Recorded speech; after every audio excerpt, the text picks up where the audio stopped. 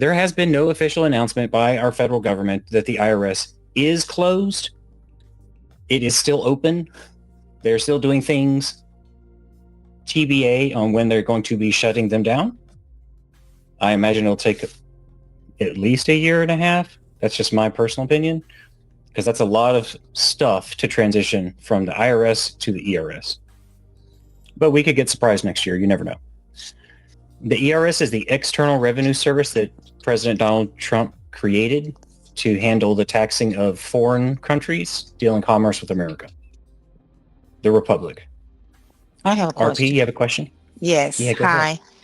Hi. Hi. I just wanted to know, when I send in my 1040, what else do I need to send with it? Will I send the 1096 with that, all that information, or will I just send that informational form in by itself? It depends, right? So if you have performed or submitted documentation to the IRS that requires a 1040 in order for it to be final processed, to receive a closing of the books on all that documentation that's previously been submitted.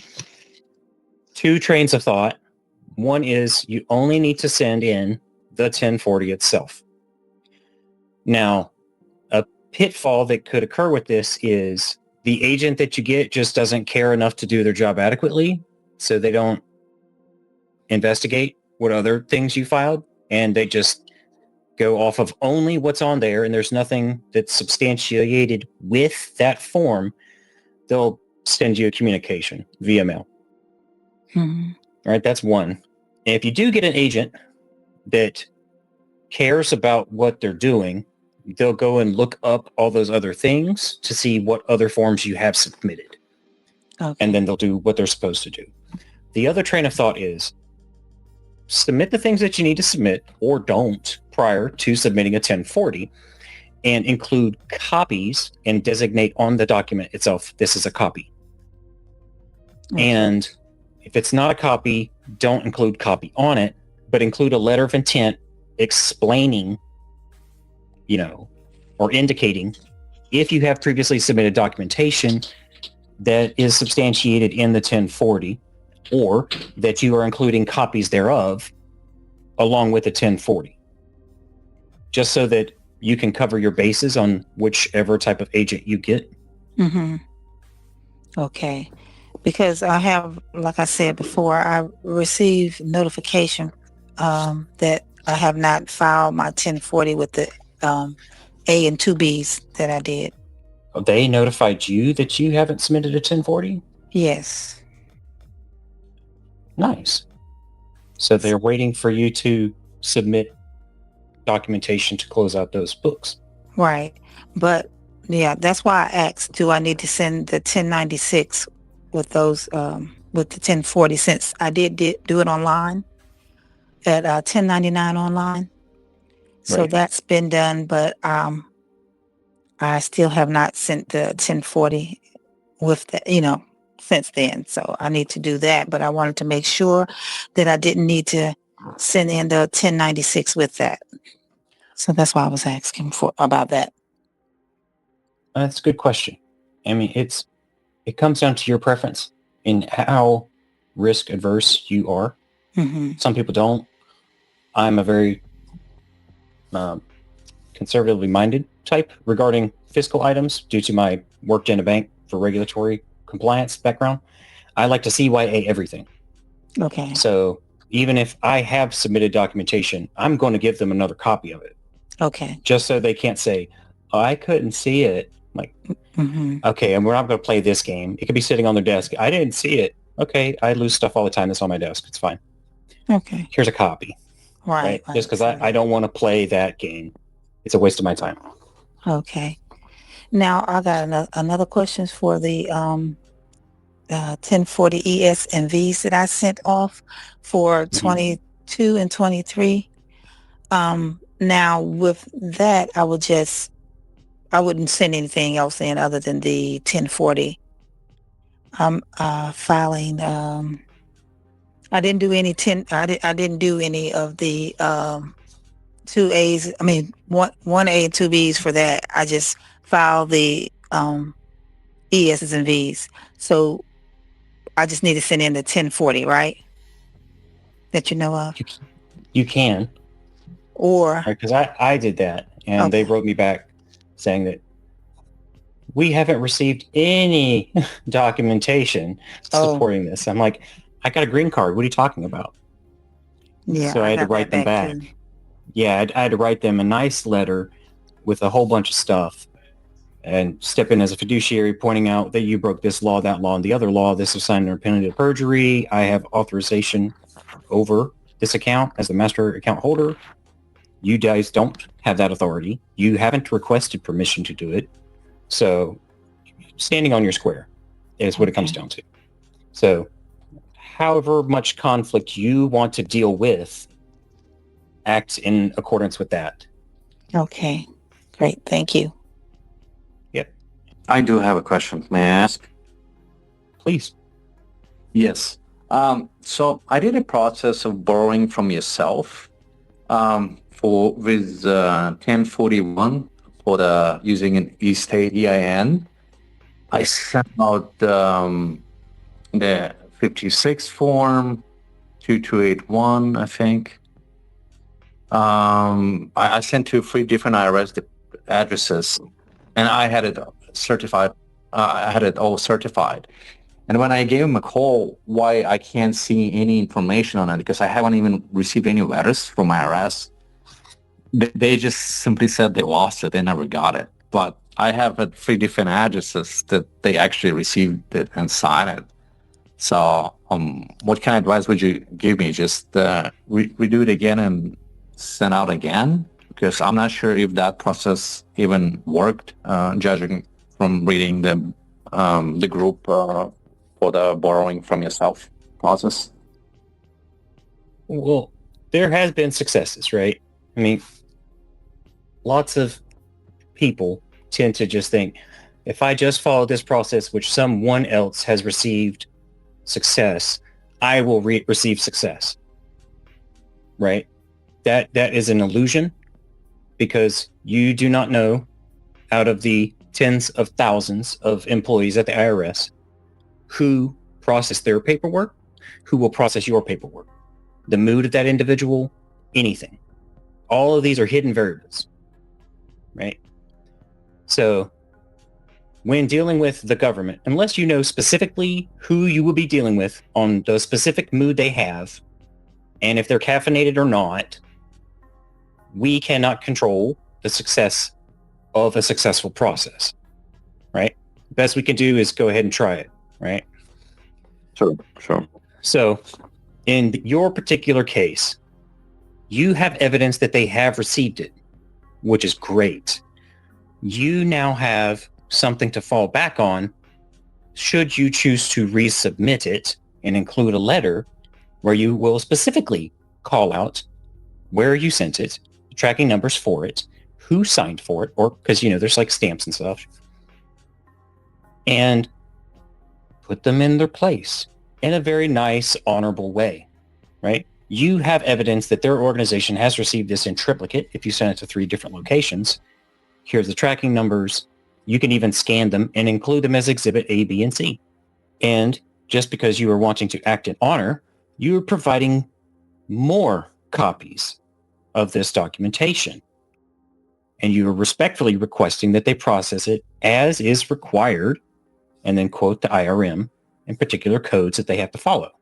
And if they have questions, to contact you at name, address, email, whichever, right? I preferably email, or not email, physical mail. So that way everything's trackable and traceable.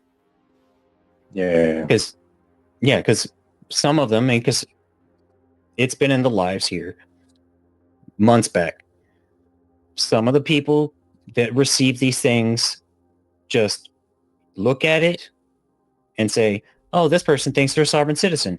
Trash pile. That's what they do. Some of them do that. Yeah, they do Just that. because we don't know how they feel on that day. I mean, they could look at it and just be vindictive because of what's going on politically within the United States.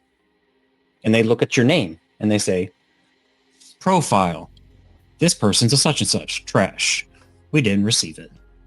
Must have got lost. I don't know. Yep. But Right? it's such a coincidence that it happened at 3 different addresses. So I just can't imagine that the 3 different people just happen to have a bad day and be like, "Yeah, I'm going to discard it because I don't like your name." But you're right. I mean, I agree. On the things you say, but yeah, it depends on the person. Right. I mean, because let's be for real, the current administration in the United States Republic is really sticking it to the IRS. What they can't do, what they can do, all the stuff the government shut down, people who got furloughed without pay, all of that. So I'm pretty sure I would feel vindictive in that case also. And I might do some stuff that's not respectful also. So I can sympathize, but at the same time, they're being paid to do it. Emotions have nothing to do with anything, right? Because if someone is paying you to do a specific thing and you don't do that thing, why are they paying you, right? Because that's a Sure. contract. So that's a non-performance contract. So you have evidence that they have received it, and yet they claim that they haven't received it. Or you have evidence to refute their claim if they've never received it. You say, well, I've got 3 different pieces of evidence that you have received it. So try that again, because at this point, you're harming me by not processing things. I'm going to have to send a letter about this. Yeah. Yep. So, I mean, it's frustrating, but, process and procedures is the backbone of contract law. If you can't follow the process and the procedures, even the most well-intended beneficial thing can be undermined 100%. May I ask about a different topic? Absolutely. I mean, if no one else wants to speak up, feel free. Okay. It's going to be quick. I'm asking about 1099B process. Does it usually takes about 3 months, or how long does it take for them to process it usually? Because I'm not aware. I tried it, but I'm halfway done, so I just want to find out.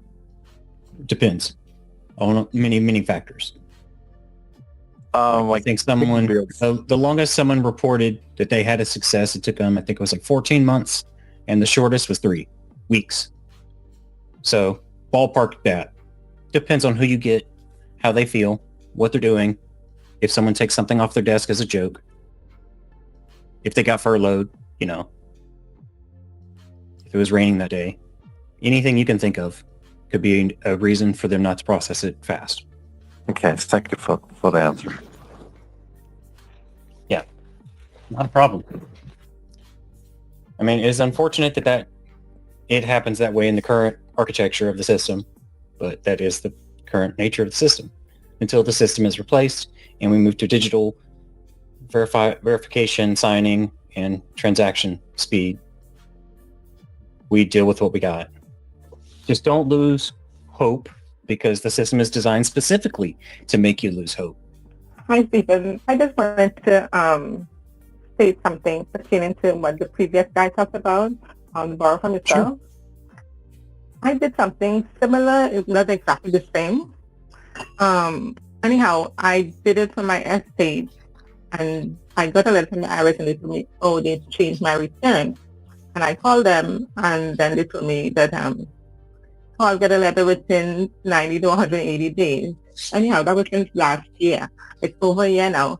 So I keep calling them, and when I call them, they will tell me, yeah, they've seen the amount in my estate. So I decided now to go and get the estate transcript. And every time I asked them for that, sending that form, they wouldn't send it to me. I did like 3 times, and then the 3rd time they send it to me. And it's on the transcript. So I'm seeing it on the transcript. But every time I call them, they keep telling me, oh, you have to wait 30 days, 60 days. I need my refund. I asked for review and all of that. And they still weren't sending it to me. And the last month, they sent me a 3176C, I think, which is a frivolous filing. And that's since last year, and they're now sending that to me. So I called them. When I called them, they told me that, all you need to do is just amend the return. So I said, why? Why do I have to amend the return? I'll send you all these letters. I send you all the 843. I ask you all if there is something wrong here. You tell me exactly what's wrong so I can correct it. They never send anything. So I told them, no, I'm not going to amend anything. I'm going to send it back to you all, and I'm going to send you a letter. So that's what I did. I sent them back a letter, back to them with all the copies of my return and everything, and I told them I need my refund. So I'm still waiting. That was in September, but it shows on the transcript. Yeah, thank you. Thank you for that testimony. So your case is a prime example. They say there's nothing wrong. But they want you to amend it to correct the not wrong issue. So it just depends on how people feel instead of what their job is. But I mean, because in your case, you could just go to like your congressman or woman and demand that, or ask them politely to stick their nose in, as they have the prerogative to do, to start auditing that, because you have all the evidence and the responses from the IRS indicating there's nothing to be done on your part. The filing is there. The return is waiting. They are not performing as required. So it's justifiable to just go straight to your congressperson, right? I mean, because there are checks and balances for a reason. And they're not just going to come out and just tell us, hey, if you have a problem with us, just go take it up with your representative. They're not going to say it. So, good example of doing everything right, getting all the way to the point of just waiting for them to do their job. And then they say, actually, could you change this? We don't want to do it. We don't want to give you what's yours, that we validated is yours, that there's nothing wrong with. All right, who else has a question, comment, concern? I'll go ahead if nobody has anything. Please. I'm just getting some things done, and I wasn't playing. I was just listening in, but so bear with me because I'm trying to figure some things out.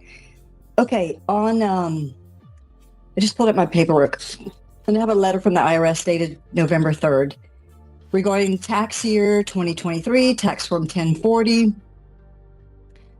It says we received a tax return for tax year 2023 using your name and social security number or the individual taxpayer identification number, blah, blah, blah. We're sending this because you contacted us, but we can't verify your identity.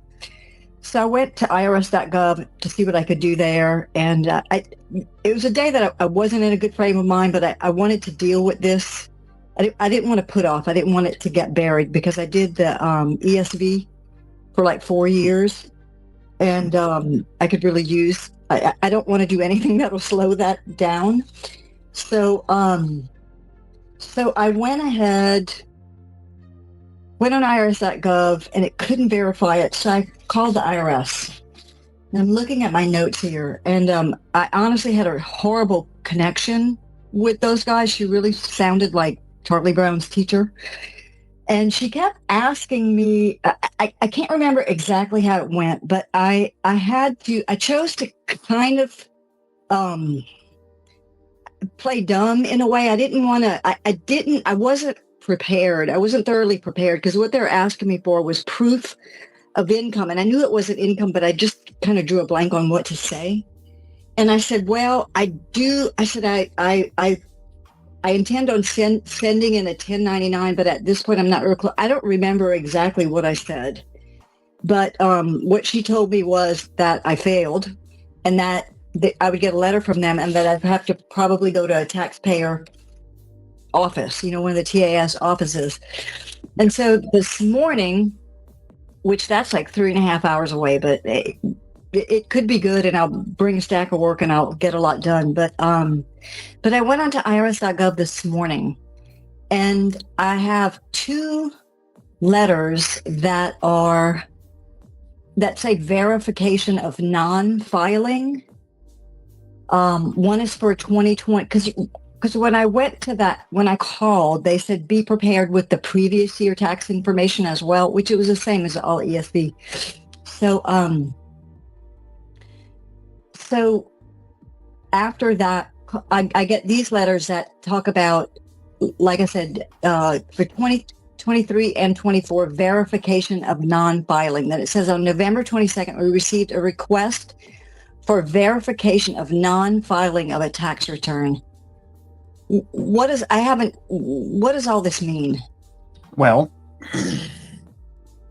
they would kind of be telling you that some department or individual within the organization sent to them a request to validate if, for the specific tax year in question, no income tax return was filed, and to validate that. So that is what that letter is telling you. The one of today. So first they say we weren't sure if it was you, prove it was you, and now they're saying for those, coincidentally, those 2 years that there was no filing. So do I just need to refile again, or should I just wait to hear what they tell me next? Well, I mean, you can wait if you so choose, right? Because you're dealing with validating the 2022 year. Is that correct? 23 and 24. Well, that was the one for the validation of non-filing, but the one where they need you to validate your identity for the ESMBs that were submitted that they told you was unverifiable was your identity. What year was that one? 2023. Okay. So it could be the case that the individual that you had a bad connection with flagged it as unable to validate that you, the individual, submitted that documentation over to the group that is responsible for generating the letter about the validation of non-filing.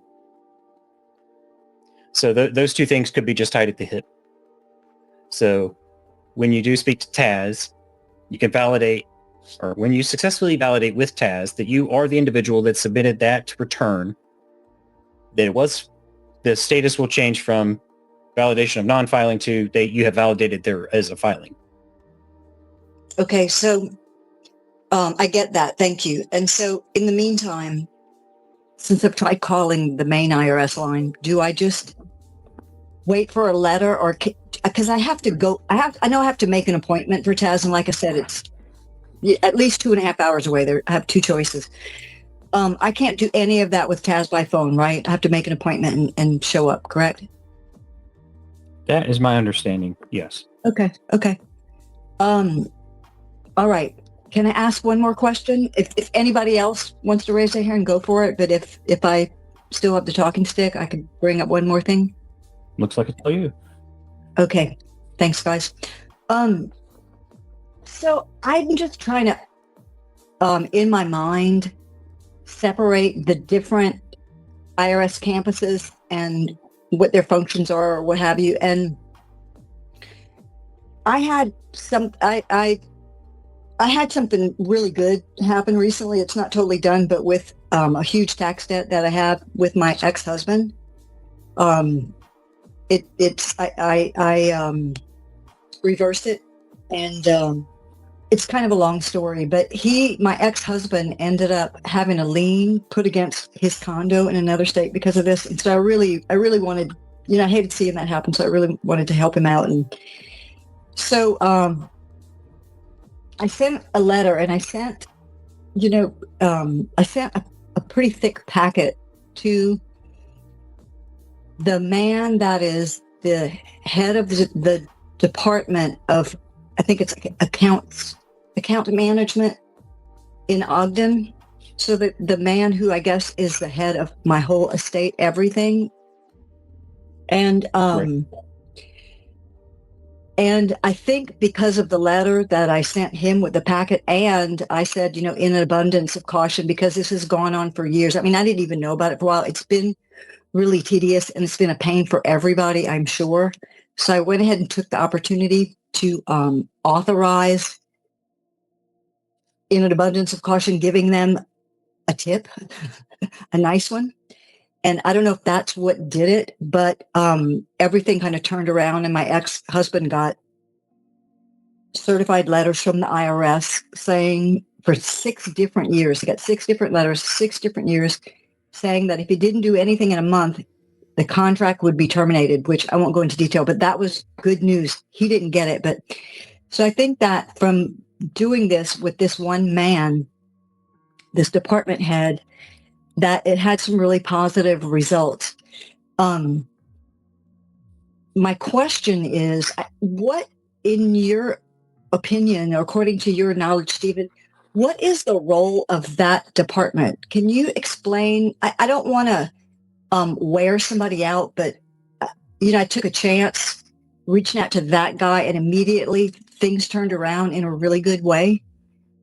So I'm just wondering if you can answer this, and if not, I'm happy for somebody else to step up and ask something. But what would be the role, and what would that department, that person that we see on the back of those letters with their, supposed not handwritten name, but the little script name, what would be that person's role in the overall big picture? That individual who is in charge of the specific campuses for the accounts management is the fiduciary that has the authority to settle both sides of the books. Great. When, if I dare ask, in your opinion, of course, and I know you can't give advice or anything, but what would be appropriate and what would not be appropriate, and how to take advantage of someone at that level? Well, since they are a fiduciary, you would have to, or anyone would have to, communicate to them in a fiduciary capacity, right? So we couldn't come from the perspective of, I know you have my money, you need to give me this and give me that now. That right there is a petulant minor. Don't have to do anything for them, no matter what they say. So, like, your packet that you submitted to them potentially displayed a significant level of competency that gave weight to your request, and they honored it due to your competency, right? Because those organizations love paperwork. They're accountants. They want to see an accounting, right?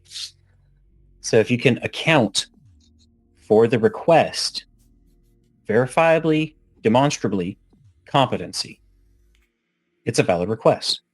And since all of the things that we sign over into contracts and create value thereof, we are the source. So if you're providing them a value by giving them authorization or your signature, they are empowered to act on your behalf as a beneficiary, right? Because that's what fiduciaries do. Yeah. Care about the beneficiaries. That's what trustees do. Care about the beneficiaries. Everything else is noise. So that's what you did. Now, it's up to those different trustees and those fiduciaries to make the judgment calls, right? How am I going to test this individual for competency, for validity? But once you can meet that, they're just another tool. I mean, it's a human resource. It's no different than the correct hammer or the wrench for a job. It's a tool. It's a resource. You just have to know how to use it, how to access it. That's all. Yeah, well, cool. Well, and, on this verification and apparently failing this test or whatever, I actually had something else. I can't even remember what it was. I had something else that I did have to send into Ogden. So I sent it to the attention of this man again. And I explained that I had a bad connection. And I said, I just stated that in there, that it was my intention that with that particular mailing that I was also verifying that I did file those other years. So hopefully that, I don't want to wear the guy out, but okay, great. This is great.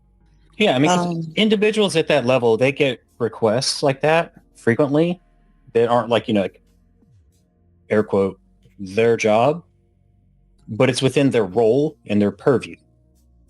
And they have designated teams that process and handle all of the things, right? It's very unlikely that he individually did anything to resolve that.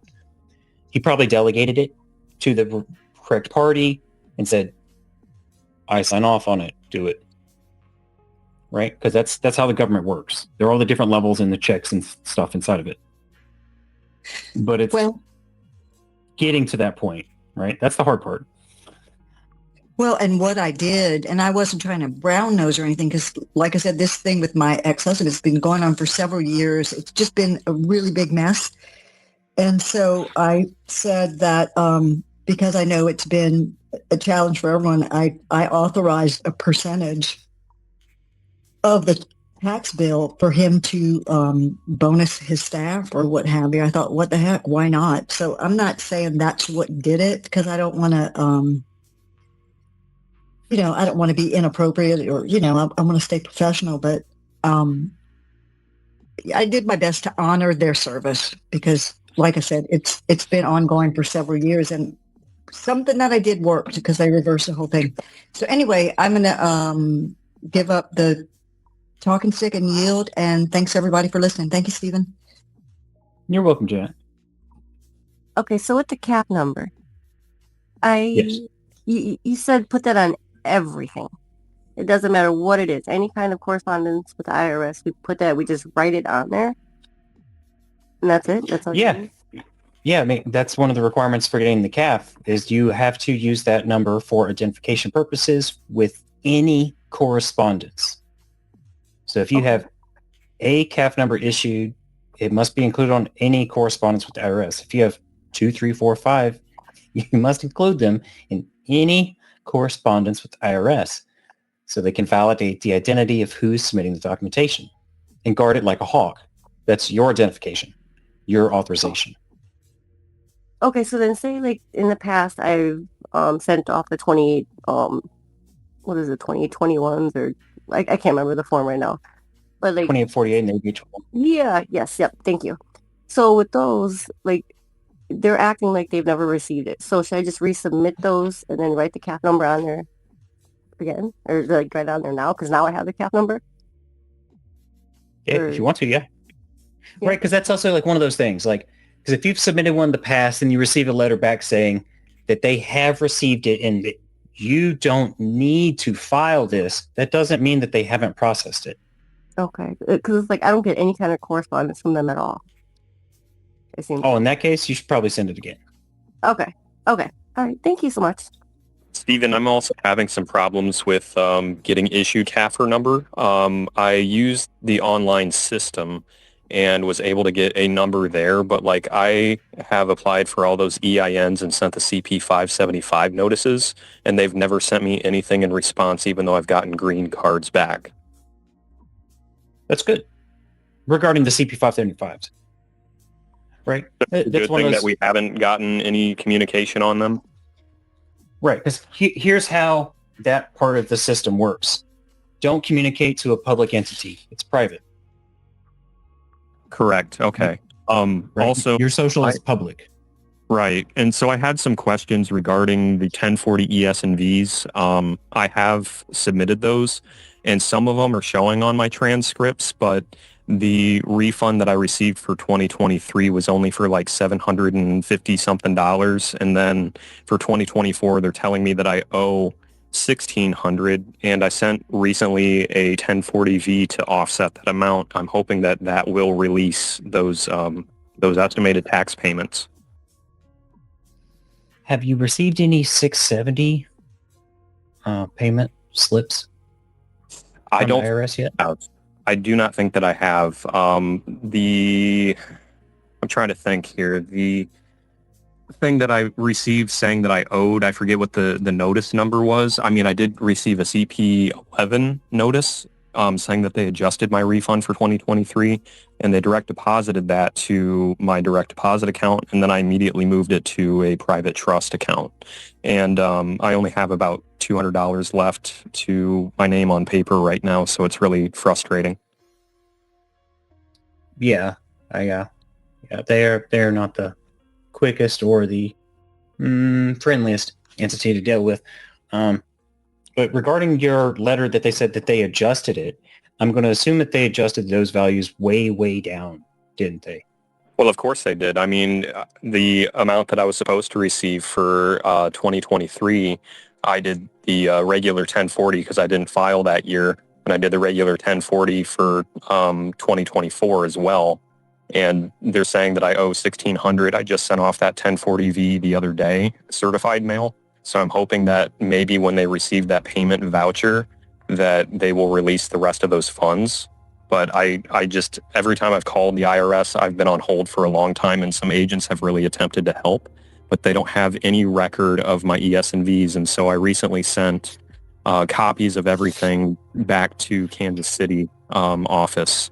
And so I'm hoping that this will kick it through, because otherwise I'm trying to reach out to the Treasury inspector. Well, I mean, that's a bold move. Could work in your favor. Depends, because that's really outside the Treasury's particular role.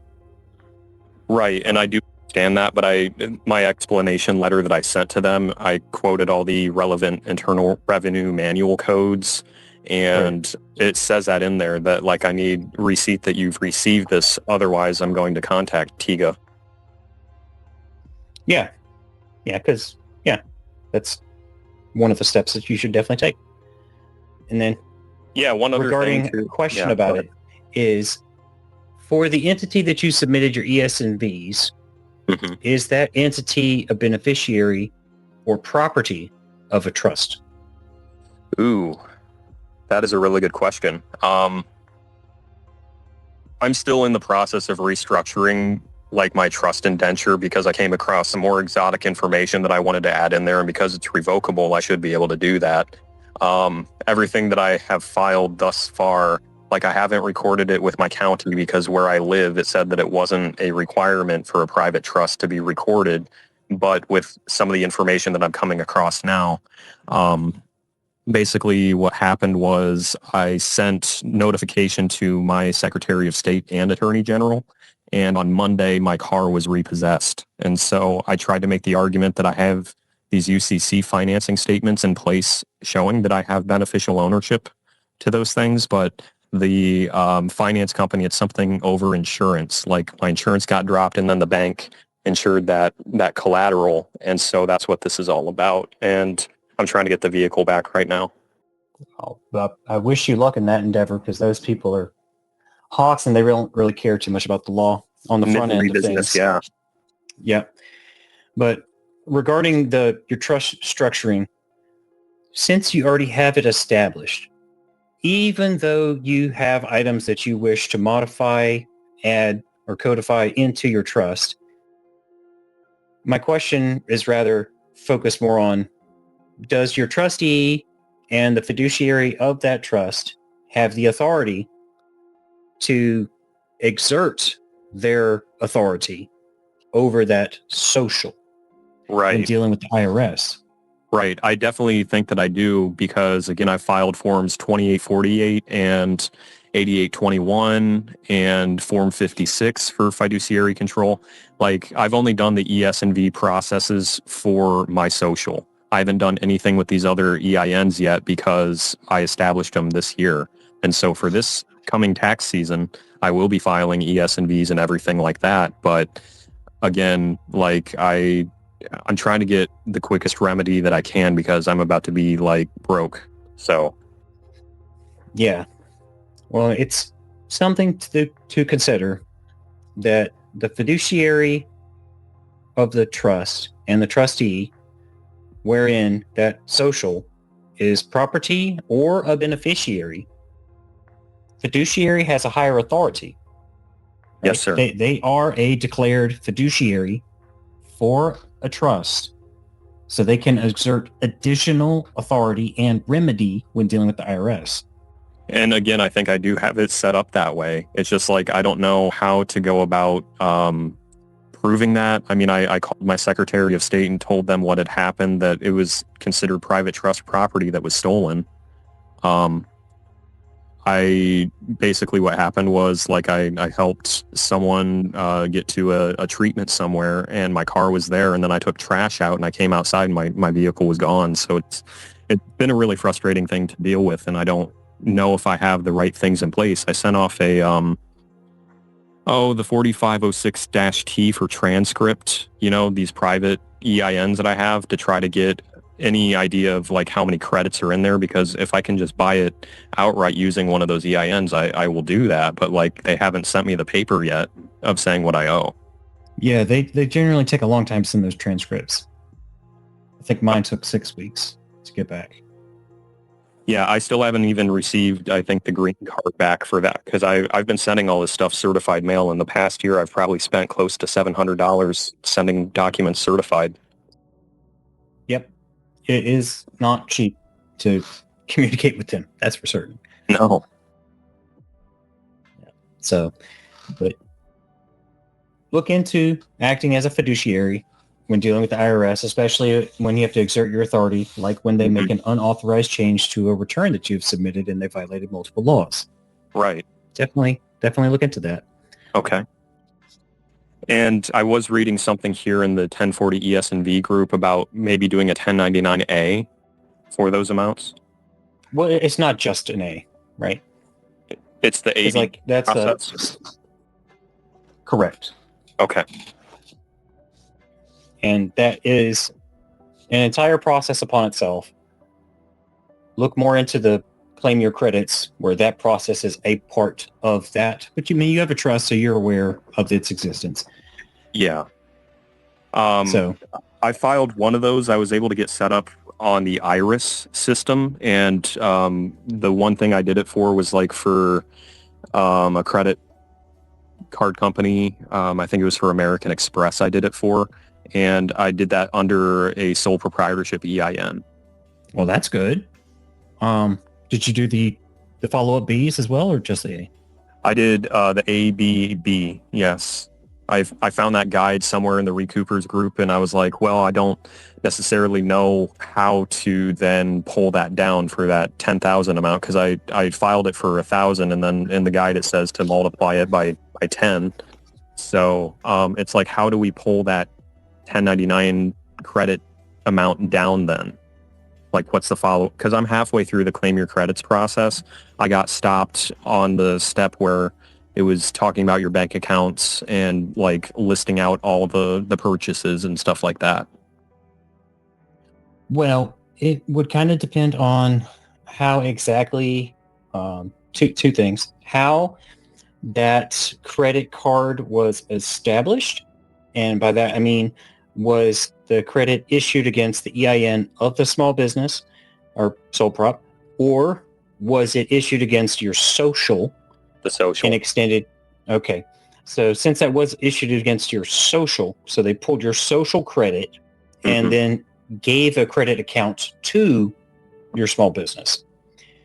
That would be documented on your individual 1040. Okay. Because that's who it belongs to. Right. So you're thinking that I may need to do an amended return? Yeah. Okay. Especially since you filed the second B, right? Because, there's cost associated with it and the proceeds. Those go back to the source, which is social. Right. Yeah, it's just all the stuff is really confusing. I mean, I'm sure I'm not alone in feeling demoralized or frustrated with how a lot of this stuff goes. And it's just like, I wish I knew some guidance on like what I need to do in order for this stuff to come to fruition, Yeah. I mean, because like learning the very the skeleton of the thing, super easy, right? Because it's return to source using the appropriate documentation and report for this particular circumstance. That's easy. Dealing with the aftermath of that, demonstrating your competence, having the confidence of your knowledge. That's the part that people really get hung up on, because it's as soon as they're a stumbling blocker and a perceived obstacle, lots of people give up. Right? Right. And you just can't, because I'm pretty sure if you go from where you are to what you need to do, like say, go to the grocery store to buy groceries, you can't give up if you hit a stop sign at the end of your street and say, screw it, I'm not getting food, I'm just going to starve to death. Nope, can't do that. Turn out into traffic. Oh, someone, a tree limb fell and knocked down a power line. Screw this, I'm just going to burn my car. Nope, can't do that. Yeah. Right? There's obstacles, everything we do every single day, and they have no meaning. Or the benefit is very minuscule. This type of stuff is what elites have been doing for hundreds of years to take advantage of everybody. The benefits are astronomical. Yes. Don't give up. It's I know. merely prove to me that you know what you're doing. hmm right? I mean, we do Okay. that with, if you have a job, put on your clothes. Prove to me you can put a t-shirt on the correct way. Yeah. Right? I mean, it's things that like we haven't the correct mindset been taught to us throughout our lives. So when we get to this extremely complicated things, the inclination is just, I'm just going to look at TikTok. Yep. But even TikTok requires you have a phone subscription, you have insurance, you have a credit card, you do something with it, you pay for your electric bill. All these things have requirements, obstacles, things that must be handled. This paperwork is absolutely no differently. In your estimation, like going along with that ideal, just to have a general dialogue about it, like, do you think that's why people like Brandon Joe Williams say not to deal with the IRS at all? Like, it's easier to not do it, but in my estimation, it's like if all these funds are available to us, why wouldn't you? I would say they're part of the paradigm that was psyoped into believing not to deal with them so that you could just be browbeat into fear, uncertainty, and doubt so that you didn't know. Right. All of this stuff seems like it ties into spirituality and like thoughts of existentialism and stuff like that. It's like I study philosophy a lot and I know that there is truth in this stuff. And it's like I look at other platform channels that you would consider and just like how are these people making this work if they're not interfacing with these processes? Right. I mean, because like the IRS is the giant gatekeeper for everyone who hasn't demonstrated a much higher level of competence. Right. Because once you get up to that level, you deal with the Treasury. You don't deal with the IRS. They're for small fry and people who don't know. Right. Above that is the Treasury, the DTC, DTCC, IMF, BIS. That's the upper echelon of things. You are an elite. You only deal with countries' treasury, country settlement agents. That's it. Mm-hmm. Everything at the bottom is your local tax revenue agency. Right. Okay. I mean, it's frustrating, but yeah, learning any skill is frustrating. Mm-hmm. Yeah, thank you for answering some of my questions and kind of following the conversation. You know, it's good to have people that have gotten results, you know, speak on their experience with it. Because I know it's a common thing. It's like people probably get these things to work and then they kind of drop off. Oh, yeah. Lots of them drop off. So, I mean, I can understand it, right? I totally get the perspective about it. But I live in a forest. I really don't deal with humans too much for a very good reason. Goal. Right? So, but it's, people need to know it. These are things that we should have been learning about, that our great-great-great-great-grandparents should have been learning about, that have been hidden from all of us. And once enough of us have become aware of it, it's all part of the Great Awakening. Everyone becomes aware of it. Systems fall because they can't continue. Right. Do you think that the upcoming banking changes that people have been talking about, like the ISO, I forget the number, it's like 2000 something, you know, they're talking about like the implementation of the CBDC and all these other things, like these processes will still remain, correct? Kind of. So like that implementation went live in Swift today. It's at 6 a.m. So thankfully everything is closed. So all the financial institutions are working on that stuff over the weekend. I guarantee it, if they haven't implemented it already. And they will be operating in that headspace moving forward. Now, that system isn't just a merely replacing a messaging system, which was Swift. It wasn't an actual exchanging of anything. It was a, hey, I just want to let you know Tom is sending Kathy this thing. And the receiver on the other side says, what do you mean, Gerald, for sending something from Samantha? Right? Incompatible messaging systems. Right. That's being replaced by the ISO 20022 requirement as part of Basel III compliance. Yes. It's the beginning, right? It's a significant step forward in cutting down fraud, waste, and abuse within the financial systems because there's too many cracks before. Mm-hmm. Right? It's a step. Like the next step is Basel IV compliance. And that will be systems that are backed by physical assets, gold, silver, platinum, palladium, corn, oil, name commodity. Physical things in the real world are the backing of Basel IV compliance. Okay. Right? So this is just a matter of where we're at in the process. Or if we even want to continue on using the Basel thing, because the Swiss made that, and one of the Rockefellers is really at the heart of all that. Of course they are. I mean, yeah. But we'll not go down that path too far. But the move to this new messaging standard requires transparency. It eliminates gaps.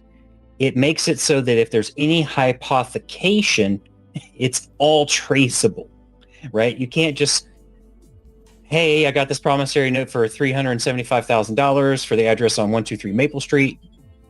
I'm just going to take this promissory note, cash it at the Federal Reserve, put it in an escrow account, trick you into signing payment terms for $375,000 amortized over 25 to 50 years, and then make a loan off of that. And then I'm going to take that promissory note or the securitization of that contract and sell it to 3 companies, jack up the price, put it on my balance sheet, hide it over here into that one, hypothecate it again. Nope. It's all got to be tracked. Right. And that's the thing that gets me, these financial institutions really are committing fraudulent acts and they're never held accountable. 100%. Because they designed a system where the average lay person could not ever figure it out with everything sitting in front of them, with only things related to them. Not anybody else, just your own stuff. It's designed that way on purpose. So why? They can perpetrate fraud. Right? But moving to this transparent system, not that like the transactions themselves you'll be able to look at. There's a security layer there. The transaction itself is traceable. The details are private. So they'll be able to tell if you do a promissory note, it's a record. The record has a token. The token would be the basis of any potential hypothecation or resale or derivative, right? So it has to have a source record. Right. So all these things can be traced and tracked to see who is doing what. Like, because I imagine the move is accounting for the continuance of fraud and hypothecation. Yes. Track it to find those people who are doing it. And then to start to bring them in, like rein them in, hold them accountable, throw them in prison or worse. You never know. Yeah. So I don't expect everything to change. Some things will change. There's greater transparency, greater tracking, greater oversight, and requirements to use specified messaging standards and settlements. So that's where we're all moving into, and things are going to vastly change. In what exact ways? Yes. No one can say for certain unless you were one of those people that had, access to Project Looking Glass. Right. So it's a bit off topic, but I was going to say I highly recommend this book. It's called The Trial of Ezra Pound by Julian Cornell, who is Pound's lawyer. They indefinitely held him for 13 years back in like 1945 to about 1958. And they have transcripts of what he actually said on radio broadcasts coming out of Italy. And it's a very good read for a 200-page book. It basically breaks down the fact that they treated him the way that he did simply for calling out usury that was dictating the flow of World War II. Calls out like Morgenthau and Baruch and Roosevelt. Yeah. There's a lot of our actual history that has been suppressed from us, obfuscated, twisted. It's going to come out eventually. I mean, they eventually came clean about JFK, right? I mean, we may not be alive when it happens, but it will eventually come out. Yeah. Do you truly believe that, Stephen? What, that it will come out or we won't be alive? No, that everything will come out. Oh, yeah. It has to. You can't destroy information. It exists. Yay. Right? Because here's like the crazy part, and this is one of my true beliefs. Even if you took every single human who's aware of this knowledge and you ended their life, the information would still come out. It doesn't matter. It would still come out because that is the very nature of the universe. Nothing escapes it. Nothing. And it all gets reused and it all is remembered. Mm-hmm. So it will come out. Mm-hmm. Who will benefit from it and who will have repercussions? Questionable. Right. Yeah, they definitely did that during the Red Revolution. The Bolsheviks did. They basically killed off all the philosophers and poets and luminaries of their time. But now we know the truth about it, through certain documentaries that you can find. Right. And that's just, physical things. That's not to speak about, extra perception things, Project Looking Glass things, using any of the tech that is able to manipulate space and time that multiple governments have access to. I mean, if you have a machine that can do any of that and you can view at any point, any time, any location, I mean, come on, nothing can be hidden ever. Not even a thought, because we have tech that can decipher those. So it doesn't matter. It will come out. Depends on how it comes out, who's around, and how it matters. Which is why, all the stuff that's like around the QFS system, it's measuring us individually. So our own frequency is the thing that's being competency checked in that system. Whether it presently exists or it exists in the future, the tech for that exists today. The CIA has had it for many decades. So it's just a matter of time. With the new Basel III compliance system going into effect today, things are going to change because you can't hide things like you could before. Value can be settled near instantly, whereas they used to take days. And banks used to be able to take the float, which is why an ACH transfer takes 3 days or more. They do the overnight Fed repo market, collect an interest off of your money. They could settle it instantly if they felt like it, but they don't. But with settlements that could take 5 seconds, they can't profit off of your own money anymore in the way that they did. Yeah. So we could see a massive upheaval in the finance sector, multiple banks foreclosing, entire markets being reshaped or lost completely due to new tech. We will just have to see how it goes. The only thing we can do is be positive. Yeah. Right? I was going to say, hopefully one of those things that goes away is the high interest subprime loan sector, like that profits off of people that are in bad financial situations as it is and makes it worse. Oh, hopefully that entire dynamic goes away completely because you want a loan, sign this promissory note. I converted this promissory note into actual value. This thing is now yours. We have exchanged equal value. I can then go stimulate the economy with the value you've presented to me. Boom, nailed it. There's no reason for a mortgage. There's already been a contract signed where value has been exchanged. Mm-hmm. Right? Like the only really thing to disrupt that dynamic is you can only exchange things of equal value or gold, silver, precious metals, or commodity. Right.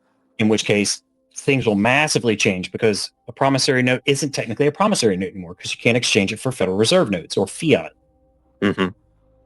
Because then it'll be, you have to make a determination based on the worthiness of an individual, their actual worth and their productive factor, what their promise is worth. Is it worth its weight in silver? Worth its weight in gold? What? Right? So how that gets implemented, that would change the dynamic drastically. Yes, because haven't they been suppressing the value of precious metals for a long, long time? Like gold right now is at about $4,000 an ounce. Like, isn't it really worth more like 15 to 20? Well, I mean, that one, the president sets the value of that. They can revalue it at any time. Okay. And like we exist, America exists within a global market. America is a very powerful nation in that regard due to various factors, but they can reprice it at any time. Currently, those markets for those metals is denominated in United States dollars, Federal Reserve note. Mm-hmm. So just because, say, if President Trump did revalue it to 10 to 15,000, that doesn't mean that that is its actual value in the market, right? Supply and demand. Right. But it will not stay low either, because everyone will just go to those low areas, buy up everything they have and dump it in America. Congratulations, we got all the gold. Ha ha ha. They don't want that to happen. So it would balance itself out, right? Like, prime example, today's value of an ounce of gold is $50. That's the official number. The precious metal itself is valued at whatever the float is, 4,023 odd some odd dollars right now on the open market. Mm-hmm. So if the U.S. says it's worth 10 to 15,000, well, one, we got a huge issue. We got gold legal tender denoted in $50. That's a problem, because that should say 4,000. But then you have to rebalance and find the actual market value for it, which will do its own thing. Market dynamics will fill that gap. So it's not necessarily that the president just reprices things. The market's going to discover the price of it, actually. And yeah, precious metals are heavily suppressed. Silver is heavily suppressed. I think the last time I looked at it is 351 paper contracts for every one physical ounce. So we got 351 ounces of demand waiting for it to be delivered for one physical ounce that exists. And so far this year, there's been 3 attempts to heavily suppress the price of silver, and the entire market has shattered that 3 times.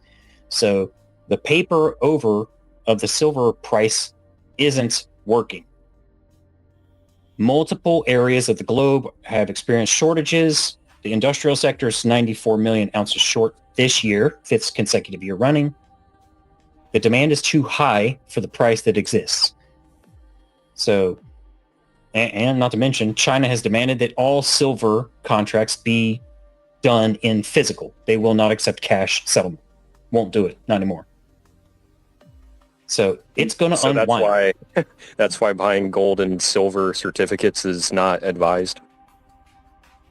Not unless you know what you're doing, right? Because there are some of them where it's like the gold and silver certificates are actually made out of gold and silver. Right. That's a good buy. Yeah. Buying paper, much like crypto, if you don't control it yourself, you don't have it. Right. So, I mean, if you know anything about precious metals, they are the store of value as seen across all nations. Mm-hmm. Fiat is particular to a particular nation that is exchanged for other nations' currencies, also fiat. So those are all fluctuating. Gold and silver are the global levels, which are heavily manipulated. That stuff could potentially unwind in a very explosive manner, which would have massive knock-on effects and cause accelerations of lots of different things happening, which, you know, this is like multiple different rabbit holes, but they all do tie back into how things operate here. Because, right, contracts, taxes, our value. How long have you been in this space, Stephen, doing this type of work? Well, I mean, I have 9 years where I was doing regulatory compliance stuff for Wells Fargo. Oh, wow. Okay. Yeah. I was just curious about your background a little bit. Yeah. Well, I mean, you could say I was managing risk for 1/6 of the entire enterprise of Wells Fargo. Wow. Yeah. Because it's massive. Absolutely massive. People inside the country don't understand it. Like, unless you've been in a bank that's a multinational bank, you cannot conceptualize the scale. Right. So there's lots of very interesting pieces globally. And even they're tearing themselves apart. So they'd rather fire 20,000 people just because they can get a 2% raise on their shareholders and lose half of all their oversight. I think that's the thing that bothers me the most about the employment facade is that like go work a job somewhere for like 6 months to a year and then leave, and then like a week later nobody remembers you. Well, yeah, because it's just a cog in a machine. Right. No one remembers cog 375551. Right. Right. That's just how the system is created at this point. Mm-hmm. We could tear it all down, but we got to figure out how to do something. Capitalism seems to be a great driving force. Has a lot of negatives to it. Mm-hmm. A lot. But I have an iPhone. Capitalism did that. Right. So, I know I'm not for socialism in any form or communism, but it's like it seems like the end stages of late stage capitalism that we exist in, it's gotten us to the exact same result that those other systems would have gotten us to. well, yeah. I mean, because the one thing that all of the systems that have been out there demonstrate is you can't let a human do it. If a human's involved, it will degrade. It will collapse on itself. Someone will get greedy. Someone will abuse power. That's the basis of all human created systems. Yes. They start out great, but then there's that one person who screws it up for everyone. So ideals are wonderful, but reality is totally different than that. And our education system too, again, being set up the way that it is, it's like they want us to be all accepting and tolerant and inclusive and all these other great ideals, but like you get that education and then you go into the real world and it's like, wait a minute, I think they lied to us about something.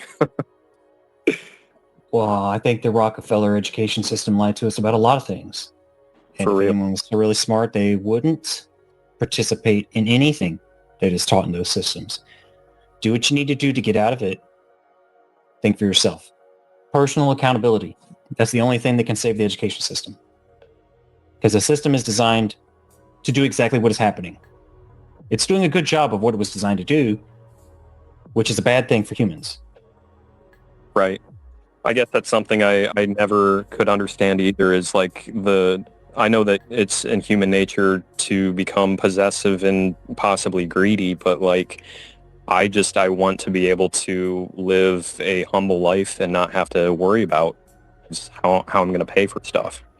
Oh, yeah. I mean, because there's no conceivable reason why the type of economy out of, like, say, Star Trek couldn't properly function. Right? Right. There's no conceivable way that that couldn't function properly. There's a lot of tech that we would need, but we can make it function without it. Everything is based off of the innate benefit that every human brings. And other species, because there's other species, but, Earthlings. The value that you bring to the table is your worth. Being productive, contributing to society, yields results. That's good. Right? It's not a pure utilitarian setup, because it's not just, well, those people in that colony aren't useful, cut them off. There's no benefit to having it. Nope, they don't do that. It's a more humanitarian approach. Like, the entire thing is pro-alliance, because it's not just humans. It's all the other creatures, especially if they're sentient. All sentient creatures have an inherent benefit. All of them are worth life, and it's worth giving up lives to save life. That's it. I mean, it's not like they're not nice to each other. They do wage wars and shit, but they do it humanely. They do it ethically. They want peace, but they will do war. We could totally make that system work, but we got too many people in the shadows being too greedy, wanting too much control. All we got to do is just get rid of them and everything should be fine. Yes. So things will change. It takes time. Good afternoon. Are you hearing me? Yes. Yeah. I can hear you. Okay. Excellent. Good afternoon to the room. And thank you, Stephen. I'm new here, but I've listened to some of your recordings, and I thank you for your dedication and diligence. It's needed. Thank you. My question is concerning the CP575. Now, I have a private banker number, EIN, and that is acting as a fiduciary and also as authorized representative for my all caps name. And where I'm getting confused is creating a revocable trust and getting a sole prop. And what's the other one? To act on its behalf. And I was wondering if that is a conflict. If what is a conflict? If having an authorized representative already, right, via my private banker EIN number that represent my estate and trust. If I have, if I create a sole prop for my revocable trust, and I'm trying to remember the other EIN. In I guess that rep also represents that takes care of the 1099s, etc. If that is going to conflict with the authorized representative for my estate and trust. I hope I didn't confuse you. No, not confused. Just trying to piece together the structure I think you're trying to create. Right. Yeah, because So, okay, go ahead. so I mean, it's not that you need to have a sole prop to have a revocable living trust. It's that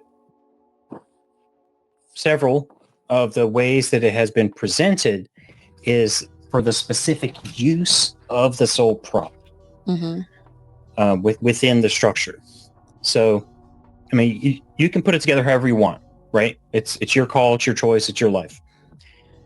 But the individual banker, in the ways that I've seen it presented here in RECOUPERS, is to be the entity responsible for just the banking aspects. Not that it can't be used for other things, but it's specifically called an individual banker on purpose. Just so they can act solely in that role. Like, it doesn't have to be, but that's what it is. Now, the trust is a trust, and the sole prop is being used as a dedicated commercial vessel, as opposed to the Social Security or the blue card person. Those are commerce vessels, but it's the vessel through which the living acts in commerce. Mm-hmm. The sole prop is a commerce vessel. Mm-hmm. So its role is, or can be, purely commerce, which employs a commercial actor operated by a human individual. So that's how those three things fit together. And the trust needs something to act in commerce. Well, it doesn't need. It can use something to act in commerce, purely in commerce, that is operated by the human living individual. Mm-hmm. So it's not that you need it. It's just the separation of things, right? Because the degrees of separation really helps, align with money laundering laws. Okay. Mm-hmm. That's why there's multiple separations. Otherwise, just one person could act in multiple capacities, wear multiple hats, and no one could see them. Mm-hmm. But it confuses everybody. So if you just split everything up, okay, and everything acts within a predetermined role, which you report on and you have documentation for, then it becomes very clear the breakdown of roles, responsibilities, and actions. So I say all that to say you can have multiple designated representatives. That's not a problem because it allows you to do it on the 2848 and the 8821. You can have multiple. Now, as long as a single represented individual fits into all of those entities, it's not a problem. When another individual can also be included in those entities, then you can run into issues because one of them could do something that they shouldn't do. So that's why it's kind of best to only do one authorized representative. Not that you can't, it's just best. Or, excuse me, best should be a qualifier. It's best for whatever you're trying to do. Mm-hmm. So unfortunately, it really all falls on you to determine what is your end goal, how you want to build it, and who's doing what. Then put in place the authorized representatives. Okay. So it's like you're on the right path. You can do multiple. It could be to your benefits only have one, especially if you like your designation for who is the designated representative is like the trustee of a trust. Because the trustee can change, because it'd be the trustee of this trust and or assigns, which is what they do for government positions. Because you can assign someone else to do it, and you have the documentation to back it up. But that way, when you pass and your trust becomes irrevocable, a new trustee will be selected, and they can still inherit the role and the designation. They can be an authorized representative without too much additional work. They just have to prove that they're the trustee, which is in the trust documents itself, who the successor trustee is. Okay. Yeah. I guess I have to draw a map. Map this out. Yes. Yeah. I mean, if you have a whiteboard, or you just go into Microsoft Paint or the equivalent on Apple or Linux, just start drawing, create a mind map of all your entities and make a spider web. Mm-hmm. Because it'll really help you identify that. Just going to mute my phone because scammers out of India are trying to sell me on Medicare. Yeah. You mean Bed and Bath Care? Oh no, they want to make sure I sign up for the right Medicare and Medicaid program. I can get up to $300 in-pocket benefit. But they don't believe me when I say I can't get it for another 40 years. That's fraud. And they're like, why can't you do it? And I'm like, click. So I know I didn't give you like a clear-cut answer on that one, but it's a very complicated subject that your ideas form most of it. Okay. Yeah, I just don't want it to be too complicated because since I already have authorized representative via the individual banker that represent my ENT, I was and also the strawman, and I just didn't want to create another authorized representative for, I guess for the strawman. But okay. So if you have your individual banker being represented for like the trust, you should probably just leave it at that. Mm-hmm. Like if you have also the individual banker as a representative for the Social Security, the benefit, or the blue card person / strawman, you should probably unwind that because that's too much entanglement, right? Because the trust should be representing that Social Security, blue card person, strawman, because they should be either a beneficiary of that trust or the property of that trust. So they can just be represented by the trust. And then you have the individual banker set aside from the trust representing the fiscal responsibilities of the trust. If you're doing that, like, because I have an individual banker as well. Mm-hmm. So if you're going to have the individual banker entity represent the fiscal interests of the trust, you should stop it there. Because then it gets really complicated. Okay, so let me just be a little clearer in reference to the trust. So I created the foreign gratis trust, the estate, and then the individual banker. So the individual banker is representing the estate and the I guess the foreign gratis trust.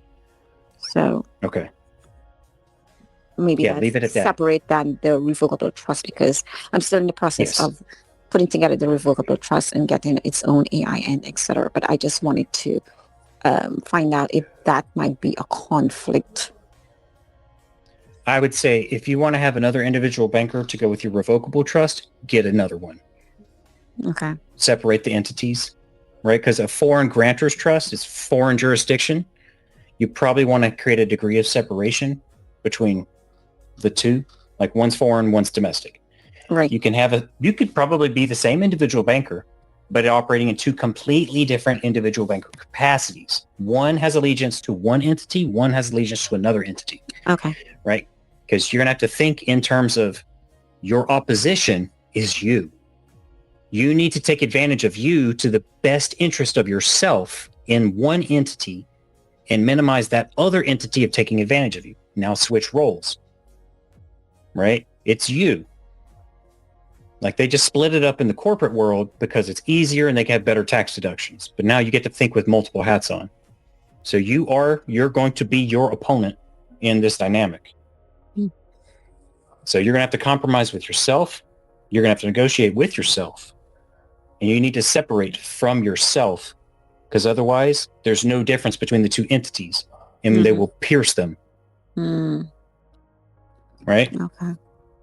It's like initially it thinks like I'm talking nonsense, but when government agencies start looking into this stuff, that's what they want to see.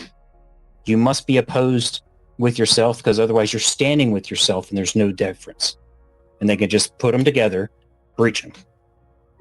So they have to be separate. So one is protected and one would be the target. You want the degree of separation to protect assets. Okay. Okay. All right. Thank you. You're welcome. I want to add something. Very bad noise, I guess. I am in this K-Love Haltic group, and he's suggesting that making an unregulated trust as the trustee of the trust is his strategy. So it's a double layer protection, kind of. Yeah. Well, yeah, because trust should be private, right? We have, as it's communicated in the group, register it with the Attorney General, register with Secretary of State. That's putting them on notice. The trust is coming somewhat into the public, whereas a pure trust is no one knows it exists until someone attempts to mess with its stuff, and then it comes forward and it smacks everybody down, and then it disappears back into private. That's a true trust. No one knows it exists. Which is like, that hidden trust that's $160 million or $1 trillion, $160 trillion. It's a hidden trust. Or not, it's not hidden trust. It's just regular trust. It's doing what it's supposed to do, be private. Operate like it doesn't exist. It's a shadow. That's a real trust. No one knows about it. That's when people are like, I have an issue with so-and-so, and then magically the issue's resolved and everyone seems to be happy. And no one talks about it ever again. That's a trust operating correctly. So... But to do that, you have to take certain steps to prove that the trust does exist. There's original documentation for it. These things have occurred, and no one has breached it or touched it. That's when you get that, send certified letters. There's the wax seal to yourself that's inside of another envelope, registered mail, pick it up at a different post office, file one and put it into a safe, bury that sucker in the ground, that sort of thing. Then if something happens, you can dig it up, bring the envelope in the court, drop it into the judge's lap and say, here are the records. It exists. Stephen, I had another question. Do you have any experience with SBA loans? My financial situation right now being what it is, I used my sole proprietorship to apply on their website, and I didn't know if there is a way to get those loans approved, and then how do you deal with it on the back end? Like how to satisfy those? Well... I have looked into it in the past because I've had multiple businesses. I've never decided to take their loans because I found better options. So qualifying for their loans, kind of straightforward because they have, put the requirements out there, and then you have to find a partner financial institution that'll handle it, and they got their fees and all that. So qualifications as simple as qualifying for any other normal loan. As long as you meet the requirements, you can qualify. For satisfying the debt, negotiable instruments and EFTs. And that's electronic funds transfer. Okay. Yeah, my personal credit right now is not good, and so I don't qualify for anything personal loan or even credit lines right now. So I kind of resorted to that, and I'll see what they say. They said that they'll have a decision by the 25th. Yeah, hopefully it goes in a beneficial manner. Because like we do know that those debts can be satisfied when proper remittances are remitted. And one of the things that agency accepts is electronic funds transferred. Now, how you properly set that up is you have to have bank accounts where proper remittances have been received, or not just a bank account, an account with an institution that accepts those remittances and credits them appropriately. So if you haven't heard any of the lives from last year, listen to some of those, because Kim Marie talked about her experiences with those. And she did satisfy her SBA loans with properly tendered remittances and EFTs. Okay. So it all just goes back to contract law, UCC, and dealing with the feds. By that I mean the Federal Reserves. So. Okay. I have a question. What is the process to pay yourself? Using, I guess, the forms? I don't know all the process. Well, I mean, there's lots of ways to do it. Several of them are documented in this group. I'm sure there's many others that exist. There's many ways you could do it. And there are many ways that are in this group that people have received remedy. Some as soon as 2 weeks, but I think they just got lucky. Okay, so for like gifting, like if you want to gift someone, Right. Like a 1099 MISC? yes, it's you need the 1099. Is it I don't know the process, so I'm trying to figure it out. Well, I mean, that form is used for, reporting miscellaneous values that are transmitted between entities. So if you wanted to pay a family member or something, or friends, even the enemies. It is a viable method to do that. I mean, you just have to submit it. Paper is probably not the fastest method to do it. However, the Iris, Fire, 1099, etc., third-party payers, since we're getting into year-end reporting freeze, they're not doing anything until January 6th for electronic stuff. So you could still submit it through any of those electronic platforms, but it will not be processed until January 6th, or they will not resume processing until January 6th, I should say. And then they'll pick it up at that point. Okay. Then that value must be accounted for on a year-end report, which is generally speaking a 1040 for individuals. Gratitude. Thank you so much. Yeah. There's lots of ways to do it. Going off that question, Stephen, would you recommend the 1099 OID and Form 1096? That one is a more difficult one to do because that one is a discount on a transaction report. Okay. Right. As opposed to, like, I'll use 1099 MISC as the example. That one is a direct report of a transaction. The 1099 OID is a report on the discount of a transaction. So it's not directly a transaction. Okay. So there's more that goes into the 1099 OIDs than just the 1099 OID and a 1096. Okay. Yeah. But there are individuals, I believe, that is still in the green card celebration channel. 1099 MISC, 1099 NEC, 1099 ABB. Successes. The only big difference is competency of those and demonstration of competency to the appropriate IRS agents. If I want to use the 1099 OED, first you put the bank as the lender and me as the on the 1099A, and then support it after with the 1099 OED with 1096. Well, yeah, because you need the 1099-6 to report any of the 1099 series. But the whole idea is the reporting of the discount on a transaction. Is this about the bank accounts? You know how you doing like a 1096, 1099. I guess you have to acquire it and then do the B. Well, yeah. I mean, if you're doing the ABB, yeah, you have to do the A to put everyone on notice that you've acquired it. Gratitude. Yeah. I mean, there's things that we've done in commerce that we should have been filing 1099As on, right? If you've ever bought a house or a car, we should have been documenting that with a 1099A. We should have been documenting it with a 1099 OID because they securitize that and they sell it at a discount at the window.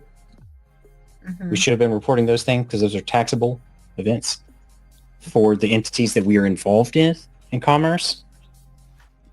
Okay. But we kind of just got a pass because we didn't know any better. So now we know Hey, better. Debbie, what you doing? Yeah, so now that we know better, we can be better. Hi. I had a question about, so I have a sole prop EIN, and I got my CP 575 letter. I accepted it. I got the 670 the use for payment coupon. I did a 1099A on Iris for the 99999 whatever, that amount, and it's showing up on my transcript, the income and I forget what it's called, that transcript. But I received a letter 6524C. I was just wondering, I don't know if you are aware of that specific letter, if there's something I'm supposed to do with it, or is it just information only? And like the CP 575 letter, you're supposed to do something with it, like accept it. And I just wanted to ask if you had any insight on that. Well, you said it was a 6042C letter? Sorry, it says LTR 6524C. Oh, 6524. Same, I got also. Irish application for TCC assigned. They just sent you that? Yes. But that's You apply for the IRIS pool? Yes. So is it? okay. It's just a confirmation. Yeah. It's just confirmation. And nothing to be done with it. No. Okay, great. Because they're just letting you know that they have received your application for your request for the access to the IRIS system. So you should be able to go back in, or no, excuse me. Because there's two different systems, right? There's one system for IRIS to request the access to it, which generated that letter. And then there's another system, actual IRIS, to log into IRIS to utilize IRIS. Right. They are not the same. They're different, and they look exactly the same. Okay, great. Thanks for that information. I yield. Yep. Yeah, and for everyone else, IRIS, if you don't know, IRIS is a way to directly file 1099s for free to the IRS. You will need a sole prop or any other business structure. Sole prop is the easiest because you only require a human to do it. The more complex ones, like a trust, require two people, two completely non-related individual humans to get access to it. So that's why we, sole prop and IRIS. Do we need to have our other entities set up with IRIS, or can we do everything through the sole prop? You can do everything through the sole prop. Including personal stuff too, like associated with the blue card SSN? If anyone has access to Iris, they can submit tax forms for any other identifiable entity on the planet. Excellent. Yep. Be very responsible with what you do in Iris. Yes. That's why I've only done one 1099A, and it was for a credit card limit of like $1,000. Yep. So just keep it in mind. Be able to have the ability to demonstrate your beneficial interest in anything that you do in that system, because they leave it wide open. I think they did it on purpose, just so they could catch people doing stuff they shouldn't.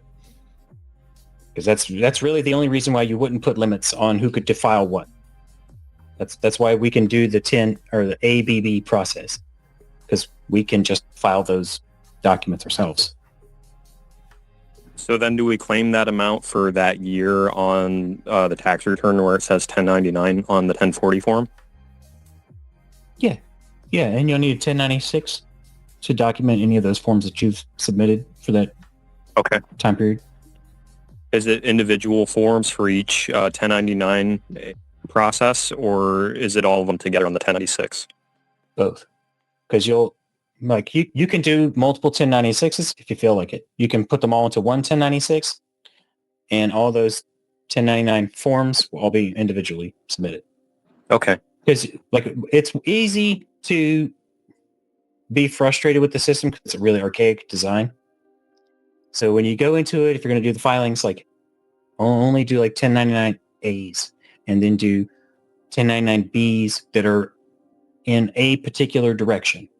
And then 1099Bs that are the other direction, do those in a singular batch. It's don't try to mix and match things. Just don't.